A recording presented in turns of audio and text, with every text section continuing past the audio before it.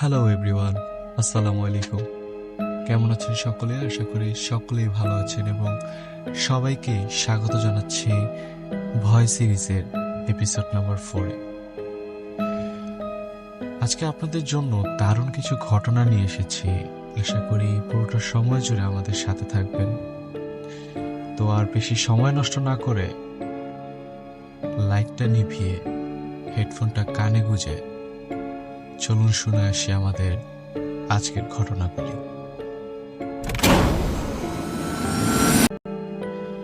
ঘটনাটি পাঠিয়েছেন আরিয়ান ইসলাম রাজীব ভাই। আমি তার মতো করেই পড়ে শোনাচ্ছি। আমার বাড়ি বরিশাল জেলার কীর্তনখোলা নদীর পাশেই। ছোটবেলা থেকেই গ্রামেগঞ্জে থেকে মানুষ। আমার ভূতের ভয় নেই বললেই চলে। অনেকের মুখে শুনেছি সন্ধ্যার পর কীর্তনখোলার পাশ দিয়ে হেঁটে গেলে নাকি অশরীরী দেখা পাওয়া যায়। আমি কখনো এসব বিশ্বাস করতাম না। সেবার মামার বাড়িতে গিয়েছিলাম কোনো একটা কাজে। এক পরিচিত চাচার মোটর নৌকায় গিয়েছিলাম। বাসায় ফেরার পথে সন্ধ্যা হয়ে যায়। চাচার গঞ্জে কাজ ছিল দেখে আমাকে বাড়ি থেকে বেশ খানিকটা দূরে নামিয়ে দেয়। আমাকে জিজ্ঞেস করেছিলেন সমস্যা হবে নাকি। আমি না করি। চাচাকে বিদায় দিয়ে বাড়ির পথে হাঁটতে লাগলাম। সন্ধ্যা নেমেছে চারপাশে। খুব দ্রুতই রাতের আধারে চারপাশটা ঢেকে যাবে। আমার সাথে কোনো আলো নেই, তবে বাড়ি খুব একটা দূরের পথ না। বাঁকা পথে গেলে 15 মিনিট, আর সোজা রাস্তা দিয়ে গেলে 25 থেকে 30 মিনিট লাগবে।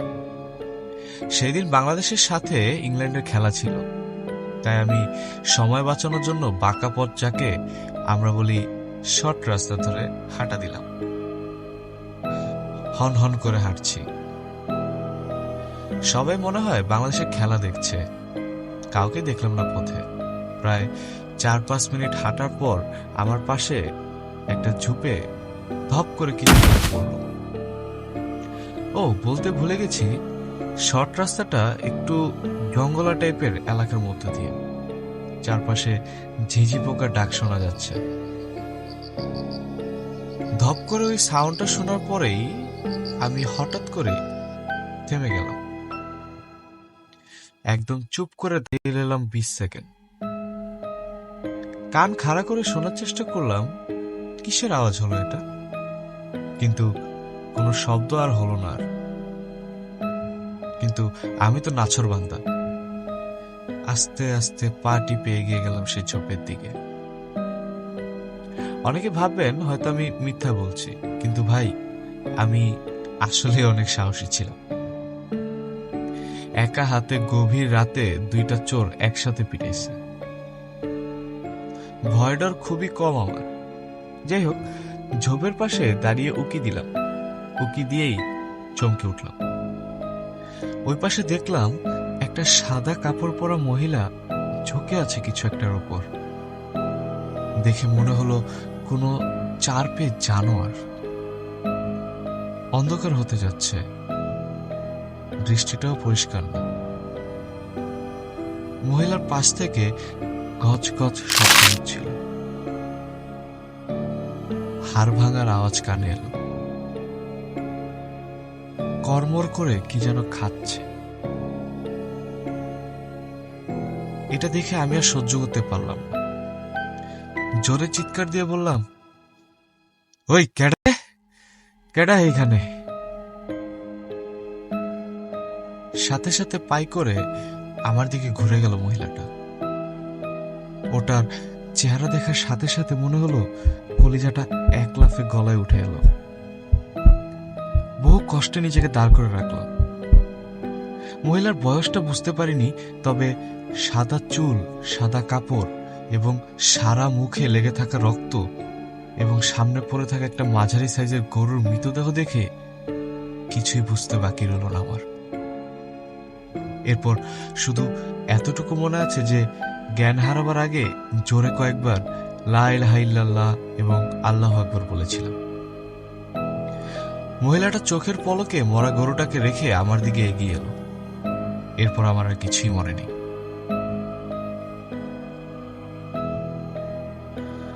জ্ঞান ফেরার পর নিজেকে আবিষ্কার করি আমাদের বাড়ির উঠানে। সামনে এলাকার সব মুরব্বী আর গঞ্জের বড় হুজুর বসে আছে। ওনাদের কাছে শুনতে পাই রাতে রাস্তা দিয়ে ফেরার পথে আমাদের বাড়ির 3 বাড়ির পরে রহমত আলীর চাচা আমাকে দেখতে পান। এরপর আরো মানুষের সাহায্যে আমাকে বাসায় নিয়ে আসেন। আশ্চর্যের ব্যাপার হলো যে সেই দিন আমার থেকে একটু দূরে একটা আধখাওয়া গরুর মৃতদেহ পাওয়া যায়। গরুটির শরীরের বাকি অংশ পাওয়া গেলেও মাথা থেকে পেট পর্যন্ত ছিল না। তবে এই ছিল আজকে আমার ঘটনা। আশা করি ঘটনাটা পড়ে শোনাবেন আর আপনাদের সবার ভালো লাগবে। আল্লাহ হাফিজ।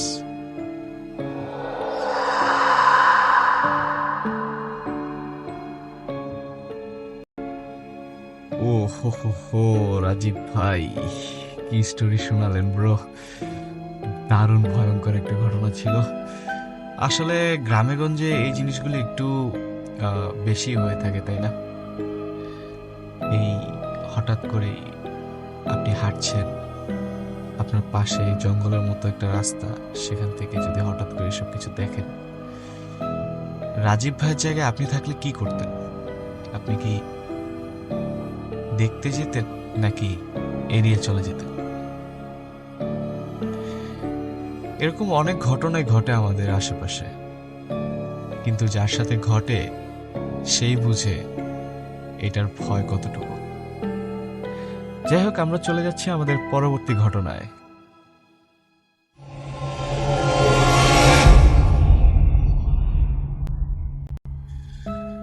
2000 স্কোয়ার ফিটের এত বড় সুন্দর বাসাটার ভাড়া মাত্র 18,000 টাকা। আশ্চর্য, 20,000 টাকাও তো হতে পারতো, তাই না? অথচ ভালো সিকিউরিটি সিস্টেম, মেইন রোডের কাছে, যাতায়াতে যাবতীয় সুবিধা সহ এত কম কেউ রাখে? আজব তো।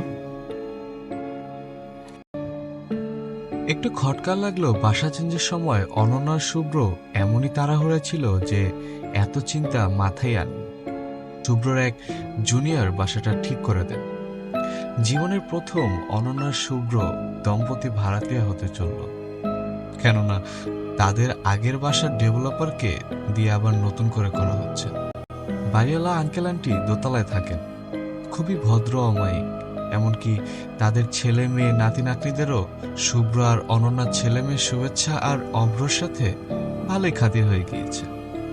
কিন্তু বাসাটা কেমন জানি, ওদের ফ্লোরে আর কেউই নেই, অথচ অন্য ফ্লোরে ঠিকই 2টা ফ্ল্যাটে মানুষজন থাকে।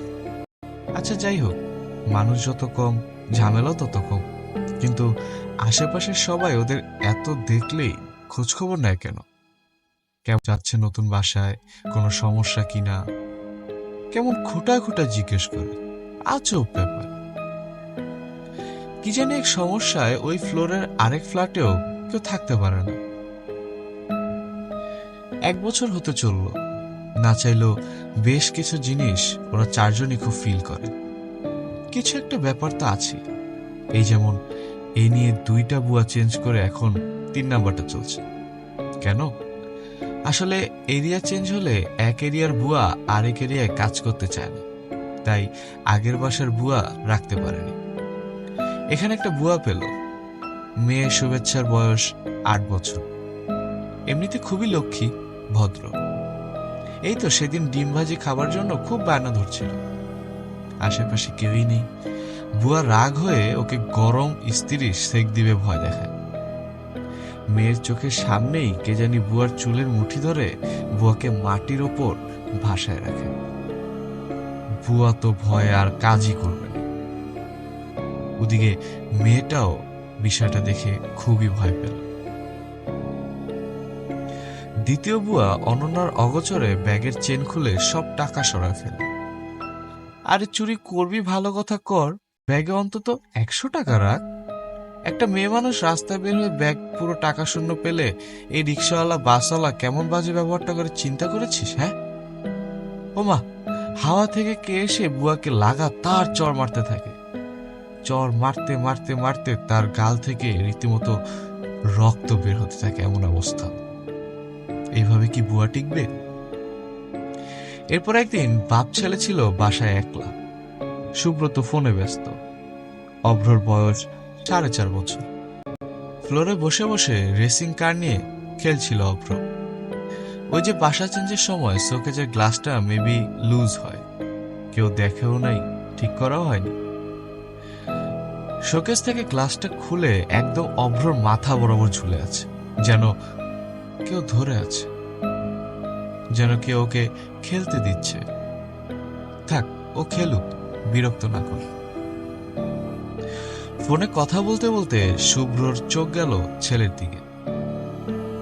হতভম্ব শুভ্র দৌড়ে গিয়ে যেই না ছেলেটাকে সরালো, গ্লাসটা দাম করে পড়ে একদম চুরমার হয়ে গেল, যেন ওরই অপেক্ষা ছিল কখন সে ছেলেকে সরায়।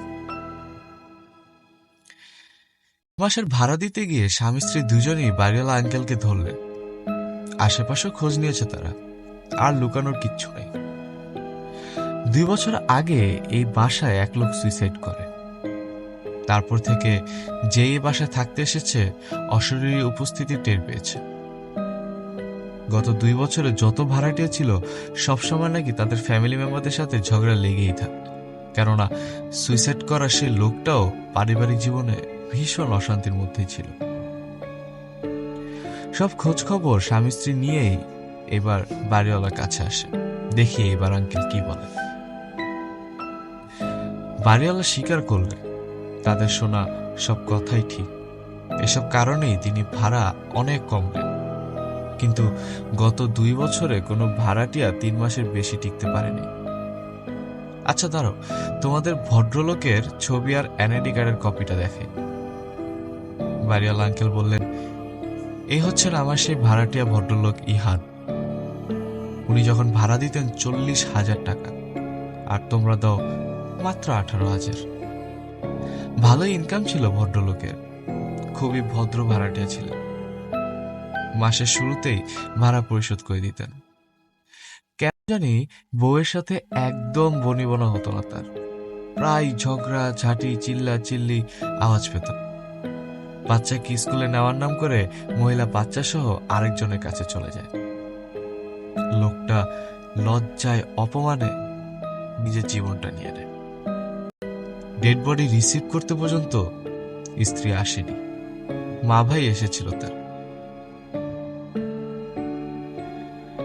নিজের চোখকে বিশ্বাস করতে পারছে না অনন্যা।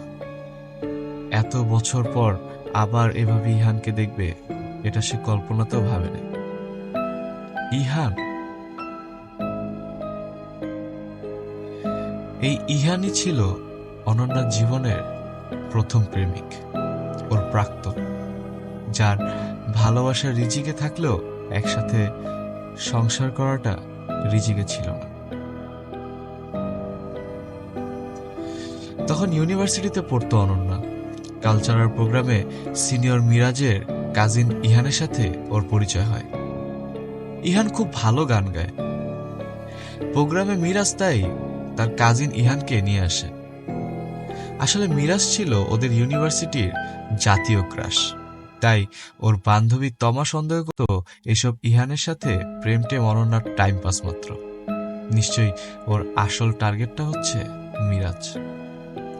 এভাবে আস্তে আস্তে বান্ধবী তমার সাথে অনন্যার দূরত্ব তৈরি হয়ে যায়। ভালোই যাচ্ছিল অনন্যার ইহানের সম্পর্ক, কিন্তু আস্তে আস্তে অনন্যা টের পেল ইহান আরো অন্য মেয়েদের সাথে সম্পর্কে জড়িত। অনন্যার মাস্টার্স শেষ করতে করতে ইহানও তখন অনেক ভালো চাকরি করে, ভালো রোজগারও করে, কিন্তু সে অনন্যাকে বিয়ে করতে পুরোপুরি অস্বীকৃতি জানায়।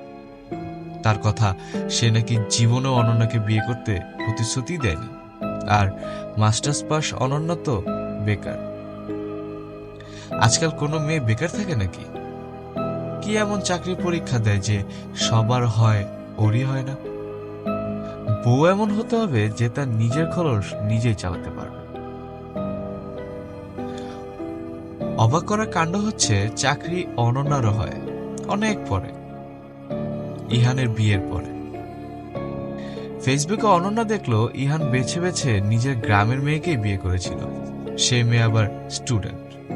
কই, ওর স্ত্রী তো রোজগার করে না, তাহলে অনন্যারও চাকরি হলো, নিজের খরচ নিজেই চালানোর যোগ্যতা হলো। শুধু যার জন্য এত কিছু, সেই ইহানকেই পাওয়া হলো না আর। দুনিয়ার নিয়ম একমাত্র ওর জন্যই প্রযোজ্য। যেই ইহান প্রেম করতে ভয় পেত না, অথচ বিয়ে করতে দায়িত্ব নিতে ভয় পেত, একসময় সে সন্তানের বাবাও হয়ে গেল। অনন্যা ইউনিভার্সিটির রিউনিয়ন পার্টিতে পর্যন্ত যাওয়া বন্ধ করে দিল, কেননা ওইখানে যদি কালচারাল প্রোগ্রামের ইহান গান গাইতে আসে বউ বাচ্চা নিয়ে, তখন সেই মিরাজ তোমারা না আবার ওকে নিয়ে হাসাহাসি করে।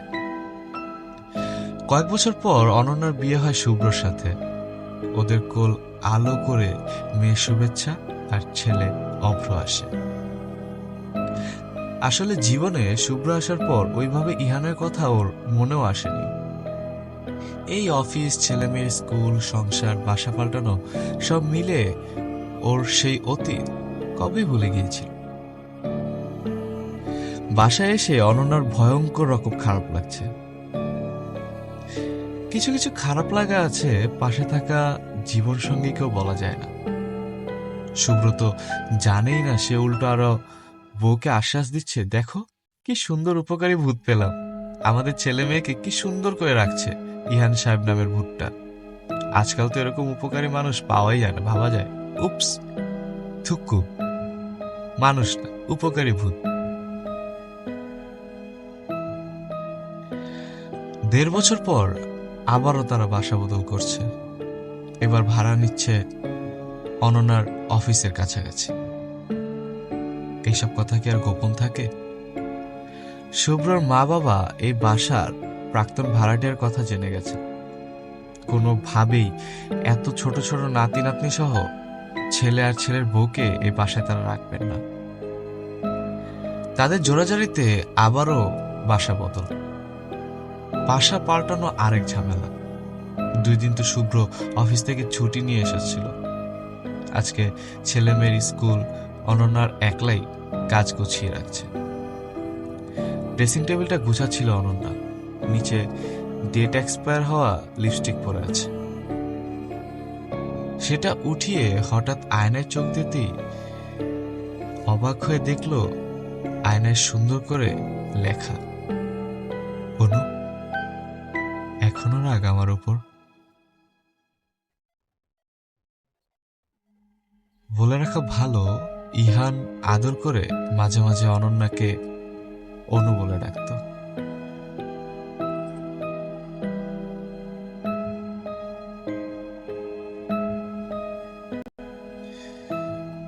ও my God, oh my God, what a story brother, what a story.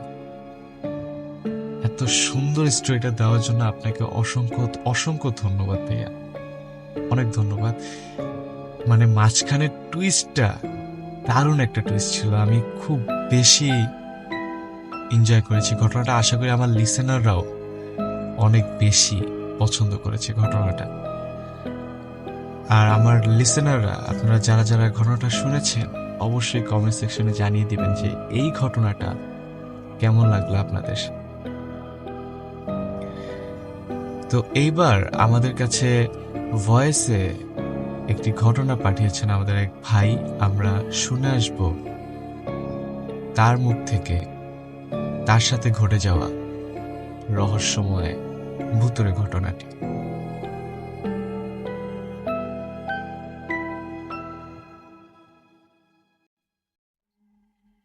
আসসালামু আলাইকুম।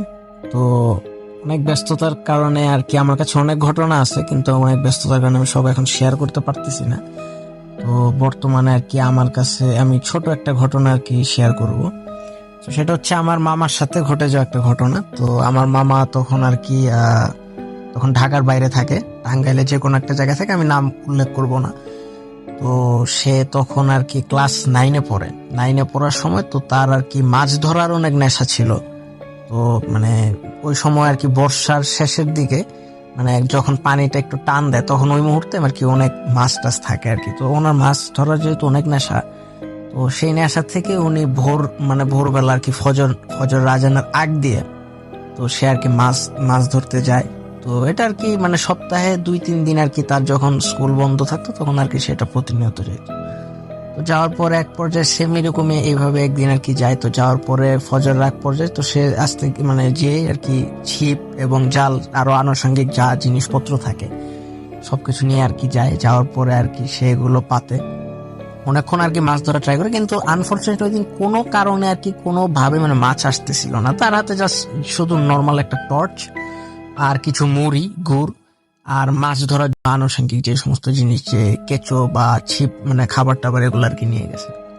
তো এর মধ্যে ফজরের ঠিক আজানের আগ মুহূর্তে তো সে আর কি ছোট ছোট কিছু আর কি মাছ পায় যায়, পুঁটি তেলাপিয়া একদম ছোট আর কি, তো যেগুলো আর কি বড়শিতে আটকে। তো এই ধরনের মাছ নেই। তো সে আর কি যেহেতু দেখতেছে যে মানে ওই দিন আর কি তার লাক খারাপ কোনো যে কোনো কারণে সে আর কি পাচ্ছে না মাছ, তো সে আর কি হয়তো বা সবকিছু মিলে আধা কেজি 1 কেজি এর মধ্যে হবে এই পরিমাণ মাছ নিয়ে সে আর কি ব্যাক করে।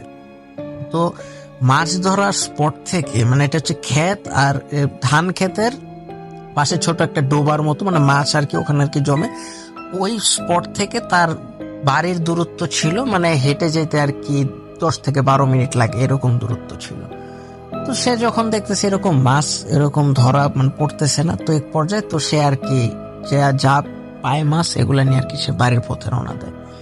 তো সে 3-4 মিনিট হাঁটার পরে প্রথমে ওই ডোবার থেকে মানে পার হয়ে আরেকটা ক্ষেতের মাঝখান দিয়ে প্রায় 5 মিনিট হাঁটতে তারপরে মূল সড়কে আর কি ওঠে। তো সে যখন 5 মিনিট যে হাঁটার যে দূরত্বটা যেই ক্ষেতে, তো সে যখন ওখানে যায়, যাওয়ার পরে আর কি মানে সে ফিল করে যে ইমিডিয়েট তার পেছন থেকে একদম তাকে কেউ ফলো করতেছে আর তার পিছে পিছে কেউ আসতেছে। এই জিনিসটা যখন সে ফলো করে তো সে মানে নিজের অজান্তে সে আর কি পিছে ঘুরে তাকায়। তো সে যখন পিছে ঘুরে তাকায় তখন দেখে এখানে কিচ্ছু নাই, একদম মানে সবকিছু শুনছেন।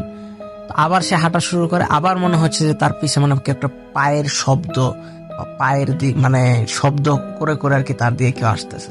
সে যখন এইবার পিছে ঘুরে সে দেখে যে একটা কালো কুকুর তার পিছে পিছে আসতেছে। রাত ওই সময় ঠিক ফজরের আগ মুহূর্তে প্রায় 4টা বাজে ওই সময়, ভোর রাত। তো ওই সময় এরকম একটা কুকুর, আর ওটা এমন একটা ক্ষেত ছিল যে ওইখান থেকে একটা কুকুরও যদি মানে আসতে হয় অনেক দূর থেকে আর কি মানে খেয়াল করতে পারবে, যদি যেহেতু সে প্রথমে একবার পিছে ঘুরে দেখছে তো সে তখন থেকে আর কি খেয়াল করতে পারতো। বাট সে খেয়াল করে যে ওখানে কিচ্ছু নাই, কিন্তু পরের বারে যখন আবার তাকে দেখে একটা কুকুর আসতেছে, তো কুকুরটা সে যখন পিছে তাকাইছে দেখে যে কুকুরটা তাকে মানে পাশ কাটিয়ে চলে গেল সামনে, এবং চলে যাওয়ার পরে মানে কুকুরটা দৌড়াইতেছে দৌড়াইতে এক সময় এটা আর কি ভ্যানিশ হয়ে গেছে।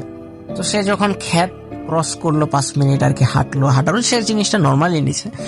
তো সে যখন ক্ষেত ক্রস করার পরে মূল যে সড়ক সেই সড়কে উঠলো। সড়কে ওঠার পরে সে দেখতেছে ওই কুকুরটা সাথে আরো 2টা কুকুর, সব কালো, শুধু চোখ দুটো একদম জল করতেছে অন্ধকারে। তো এই 3টা কুকুর আর কি তার পথ আটকায় দাঁড়ায় আছে। তো তারা মানে মানে কিচ্ছু বলতেছে না, জাস্ট দাঁড়ায় আছে। তার দিকে একটা মানে দৃষ্টি দিয়ে তাকাচ্ছে, যে এমন একটা দৃষ্টি যে তার কাছে কিছু একটা চাইতেছে, যে এটা আমাদের বা এটা আমাকে দিয়ে যাও, সেরকম একটা দৃষ্টিতে তাকায় আছে। সো সে জিনিসটা তাও তখনও নর্মালি নিতেছে। তো সে হেঁটে হেঁটে যাইতেছে। তো কুকুরটা তার আর কি আরো মানে যখন কাছাকাছি আসতেছে তখন কুকুরগুলো আর কি মানে অনেক চিল্লাচিল্লি শুরু করছে, মানে ঘেউ ঘেউ করতেছে। তো এক পর্যায়ে সে তখন আর কি জিনিসটা একটু অন্য হয়ে দেখছে, কারণ সে শুনছে যে আর কি মাঝরাতে যদি কুকুর এভাবে চিল্লায় জিনিসটা আর কি স্বাভাবিক না। তো তার হাতে মাছের ব্যাগ ছিল, একটা কুকুর এসে আর কি তার মাছের ব্যাগ আর কি কামড় দেয়। তো কামড় দেওয়ার পরে তো সে আর কি মানে ওই সময় মাছের ব্যাগটা ফেলে দেয়, হাত থেকে ফেলে দেওয়ার পরে তো সে একটু সামনে আগায়। তো তখন একটু দৌড় দেয়, একটু সামনে আগানোর পরে তো সে একটু পিছে ঘোরার পরে তো সে তখন আর কি মানে কুকুরগুলাকেও দেখে না, মাছগুলাকে তো দেখে, মানে ওখানে কোনো ছায়া টায়া কিচ্ছু নাই, যে ব্যাগ সহ ওখানে কোনো মানে কোনো নির্দিষ্ট কোনো প্রমাণ নাই যে ওখানে একটু আগে কুকুর ছিল, মাছ নিয়ে গেছে বা কোনো কিছু। ইভেন ওই জায়গা থেকে যদি কুকুরগুলা মানে দৌড় দিয়ে নিয়ে পালায়ও তাও এটা ভিজিবল এরিয়া, কজ ওটা হচ্ছে মানে আশেপাশের মধ্যে আর কোনো কিছু বাড়িঘর নাই, জাস্ট রোড। কোনো দিকেও যদি যায় ওটা একদম সে চোখে স্পষ্ট আসবে যে কুকুরগুলো এদিকে যাইতেছে বাইয়া, আর সে খুব দেরিতেও আর কি পিছে ফিরে নেয়। তো সে জিনিসটা করে তো তারপরে বাড়িতে আসার পরে তারপরে থেকে অনেক পরে মানে সকালে অনেক জ্বর থাকে। তো পরের দিন রাত্রের বেলার ঘটনা, সে হচ্ছে তার অনেক জ্বর। তো ওই দিন নানি আর কি তার পাশে ঘুমাইছে, যেহেতু সে অসুস্থ ছিল, জ্বর অনেক। তো এর পরবর্তীতে সে রাতে যখন ওয়াশরুমে যাবে, তো সে নানিকে ডাক দেয়, তো নানি আর কি উঠে, তো সে আর কি ওয়াশরুমে যাওয়ার পরে নানি আর কি বাইরে দাঁড়ায় ছিল। তো গ্রামের ওয়াশরুম গুলো একটু আড়া জঙ্গলের দিকে হয়, তো সে আর কি সেভাবেই মানে স্বাভাবিকভাবে একটু আড়া জঙ্গলের দিকে গিয়ে আর কি সে প্রকৃতির ডাকে সাড়া দিচ্ছিল। ঠিক এই মোমেন্টে মানে 1 মিনিট বা 2 মিনিট সর্বোচ্চ, এরপরে যখন সে আসতেছে, সেম 3টা কুকুর মানে তার সামনে পড়ছে, আবার তার কাছে মানে আবার কিছু একটা চাইতেছে, এরকম একটা ভাব। তো সেই জিনিসটা তখন আর নর্মাল, তখন চিল্লানি দিছে আর কি, নানির নাম ধরে আর কি ডাক দিছে যে আম্মু তাড়াতাড়ি এদিকে আসো, আমার বাচ্চা ধরে নাকি। তো নানি আস্তে আস্তে চোখের সামনে এসে দেখলো কুকুরগুলো ভ্যানিশ হয়ে গেলো। কুকুরগুলো দৌড় দেয় নাই, চোখের সামনে মানে ধোয়ার মতো করে মানে উড়ে চলে গেলো, এরকম একটা। তো তারপরে আর কি যেহেতু ভয় পাইছে, তো তারপরে দেশ গ্রামে তো একটা প্রচলিত যে হুজুর ডাক দেন ঝাড়ফুঁক করানো। তো হুজুর যখন আসছে, তো হুজুর আসার পরে তখন আর কি জিনিসটা বলছে যে তোমার বাতাস লাগছে, এই জিনিসটা তুমি যে জিনিসগুলাই দেখছো এটা ভালো কোনো জিনিস দেখো নাই।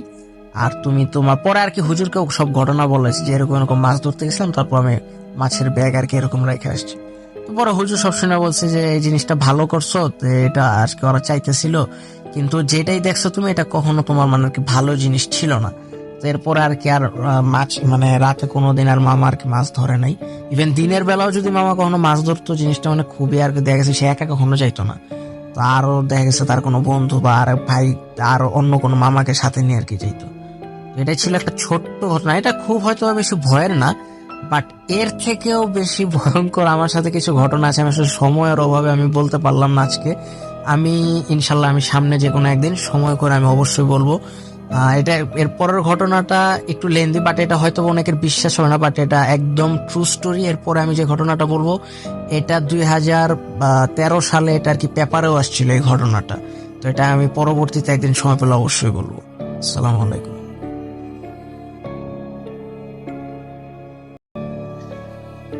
Wow, thank you so much for your beautiful story Raihan ভাইয়া।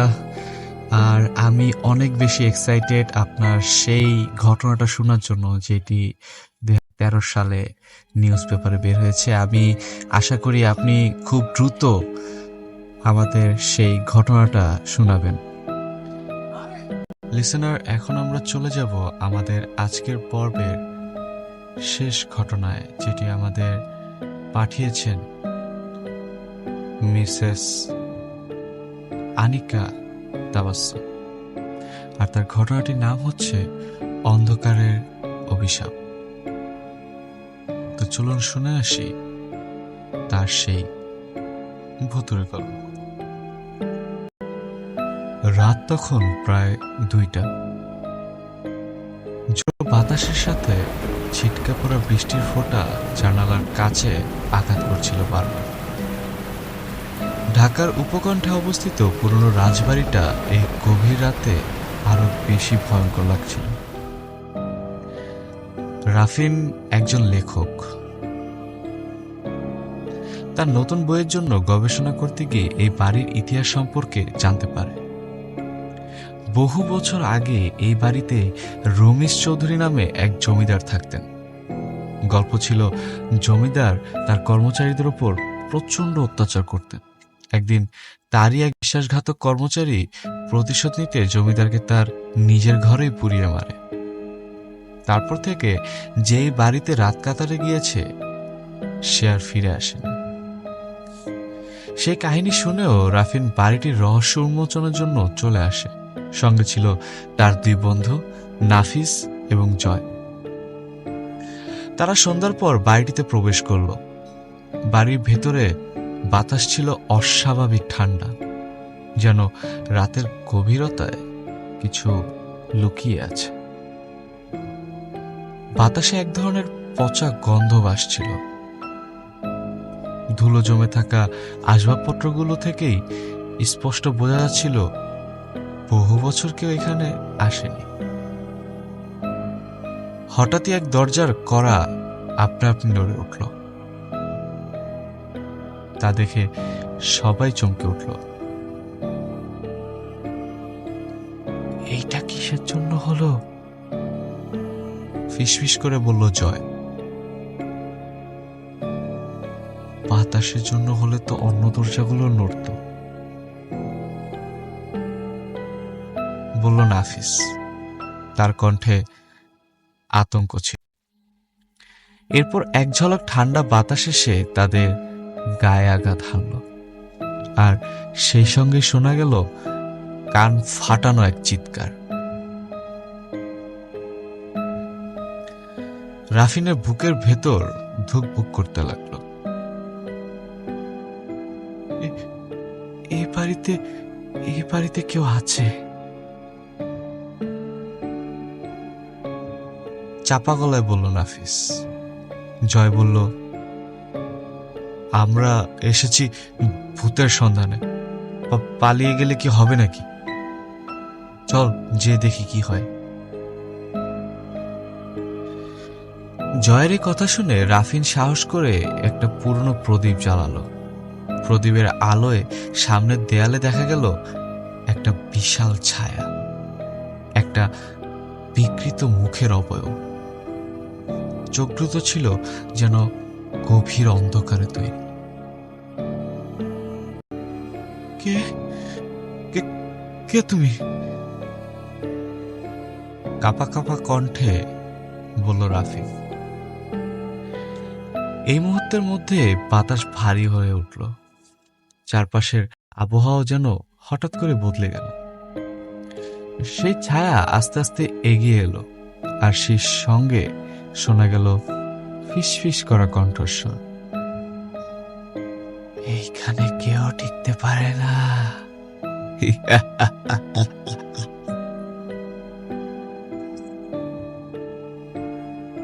জয় পিছন ফিরে দৌড় দিতে গিয়ে দেখল দরজাটা আপনা আপনি বন্ধ হয়ে গেছে। হঠাৎ করে বাড়ির ভেতর থেকে বিকট শব্দে দরজা জানালা সব একসঙ্গে বন্ধ হতে লাগলো। বাতাসে যেন এক ভয়ঙ্কর গানের সুর বয়ে বেড়াচ্ছিল, যা তাদের কানের ভেতর দিয়ে মনের গভীরে প্রবেশ করছিল। রাফিন দ্রুত মোবাইলে ফ্ল্যাশ লাইটটা অন করলো, কিন্তু আলো আর কিছুতে কাজ করছিল না। তারা তিনজনই এক অপরের হাত শক্ত করে ধরে দাঁড়িয়ে রইল। এমন সময় দেয়ালের ফাটলের মধ্য থেকে কালো রক্ত গড়িয়ে নামতে লাগলো। সেই রক্তের মাঝে ফুটে উঠল একটা বিকৃত মুখ। আমার সাথে এসো, তোমাদের আত্মা এখানেই থাকবে চিরকাল।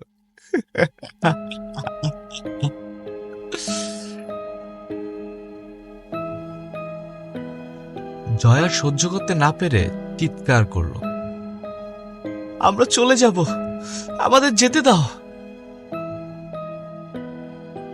অবয়বটা তীব্র হেসে উঠল, আর সঙ্গে সঙ্গে ঘরের সবকিছু কাঁপতে লাগলো। হঠাৎই নাফিস মাটিতে রুতিয়ে পড়ল। তার চোখ স্থির, মুখটা বিবর্ণ, সে নিঃসাড় হয়ে পড়ে আছে। রাফিন দ্রুত নাফিসকে ধরে নাড়িয়ে দেখল, কিন্তু তার গায়ে কোনো সাড়া নেই। আতঙ্কে সে আর জয় একে অপরের দিকে তাকাল।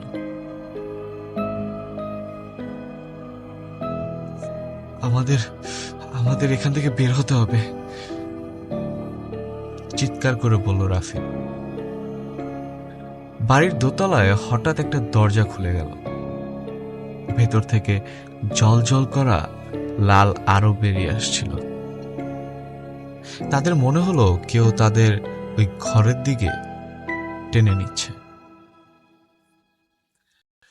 বাধ্য হয়ে তারা ধীরে ধীরে সেই ঘরের দিকে এগিয়ে গেল।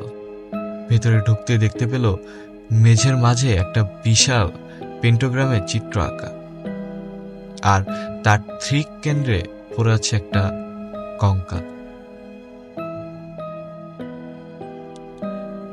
হঠাৎ সে কঙ্কালটা জীবন্ত হয়ে উঠল, আর তাদের দিকে তাকিয়ে ফিসফিস করে বলল,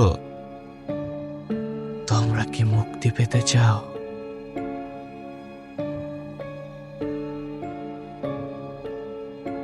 হ্যাঁ বোধক সম্মতি জানিয়ে তারা তাদের মাথা নাড়ল। তখন সেই কঙ্কালটি বলল, তবে তার জন্য তোমাকে একজনকে দিতে হবে। তারা এই কথাটা শুনে হতভম্ব হয়ে গেল।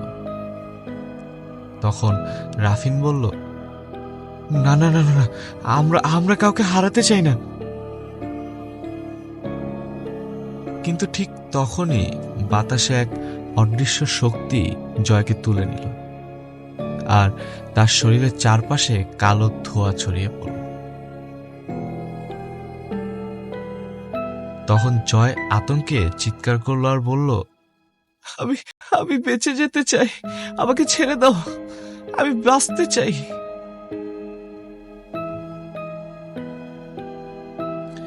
ঠিক তখনই সেই কঙ্কাল মূর্তিটি আবার বলে উঠল, কিন্তু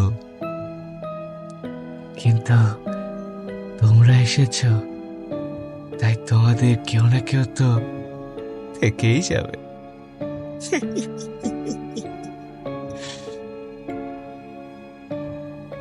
এক ঝলক অন্ধকার এসে জয়কে পুরোপুরি গ্রাস করে নিল। তার আর কোনো শব্দ শোনা গেল না। এইসব দেখে রাফিন হঠাৎ করে চোখটা বন্ধ করল, আর যখন আবার চোখ খুলল তখন সে দেখল সে বাড়ির বাইরে পড়ে আছে, আর পাশে নাফিজেরও জ্ঞান ফিরে এসেছে, কিন্তু জয় কোথাও নেই। তারা বুঝতে পারল বাড়িটি একজনকে দাবি করেই ছেড়ে দিয়েছে, আর সে আর কেউ না, জয়। তারা তড়িঘড়ি করে গাড়িটিতে উঠে পালিয়ে গেল, কিন্তু পেছনে বাড়ির জানলায় তাকিয়ে দেখল সেখানে দাঁড়িয়ে আছে জয়, কিন্তু তার মুখে এক অদ্ভুত বিকৃত হাসি, যেন সে আর মানুষ নেই, বরং ওই অন্ধকারেরই একটা অংশ হয়ে গিয়েছে।